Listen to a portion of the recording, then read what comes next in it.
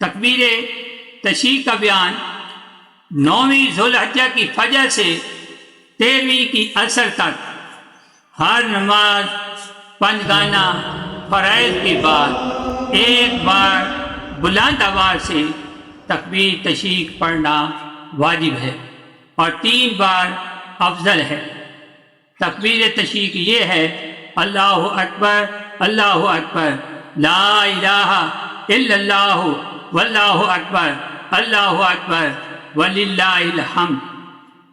تکبیر تشریق سلام پھیرنے کے بعد فوراً واجب ہے، نفل و سنت اور وتر کے بعد واجب نہیں، اور جمعہ کے بعد واجب ہے، اور نماز عید کے بعد بھی یہ تکبیریں پڑھ لیں۔ امام اگر تکبیر تشریق نہ کہے جب بھی مقتدی پر کہنا واجب ہے۔ مرد حضرات تکبیر تشریق بلند آواز سے پڑھیں گے، مگر عورتیں پست آواز سے یہ تکبیریں پڑھیں گی۔